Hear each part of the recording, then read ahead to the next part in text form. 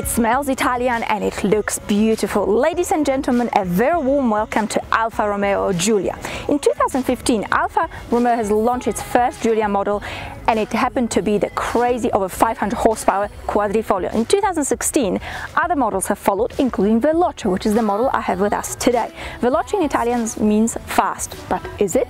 It is definitely the strongest four-cylinder available. Sometime last year I have tested Giulia in a diesel and I was very impressed. Expectations are very high. Can they be met?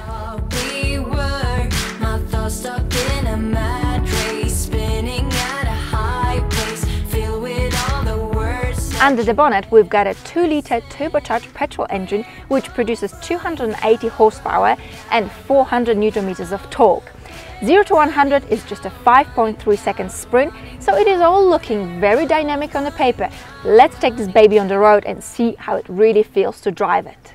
The power comes very easy for Giulia. You put your foot down on the accelerator and she is one flying lady. There's absolutely no turbo lag. This petrol engine actually works very similarly to a diesel engine, meaning it sucks from the very bottom. The rev range starts from 5,500 RPMs. For a four-cylinder petrol engine, it is such a relaxing, perfect long-distance cruiser. Very quiet, very calm and chilled. On the other hand, for a car with such sporty aspirations, yeah, you would like to hear a little bit more action, especially from those two beautiful exhaust pipes. Just a little bit more noise. Oh, Giulia, why can't you be more engaging, a little bit more vocal? Why can't you scream a little louder?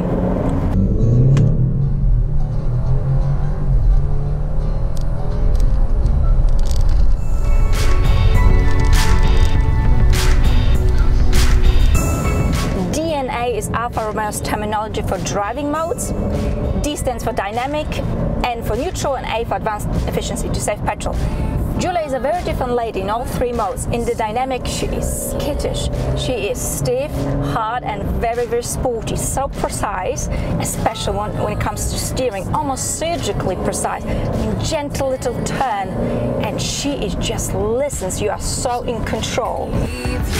I am stuck, I breathe.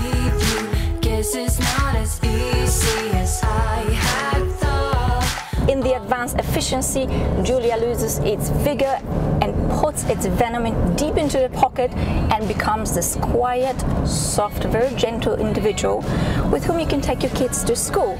The rev range is being kept very low, the gears are being kept very high. In fact, it puts on a cruising mode when necessary, which is an equivalent to a neutral in a manual car. Giulia has a very clever four-wheel drive system because in a neutral environment it actually feels like a rear-wheel drive. So you get a nice sensation of being pushed rather than being pulled. However, if one of the wheels loses traction, up to 60% of the power can be sent to the front wheels. In practice, however, you can't quite tell how the power is being distributed, but no matter what the conditions are, she just keeps pushing forward and there are no traction issues at all. This car is glued to the road.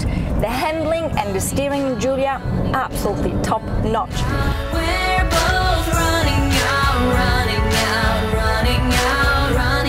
of air, running out of air. What about petrol consumption? Alfa Romeo is claiming 8.9 liters.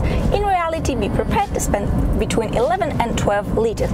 On local roads, if you take it easy, you can knock it down below 8 actually, but as soon as you hop on the motorway, about 10 liters. Now, interestingly enough, the computer actually can't show fuel consumption greater than 15 liters. Computer says no.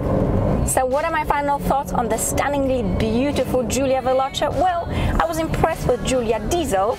This has definitely exceeded my expectations.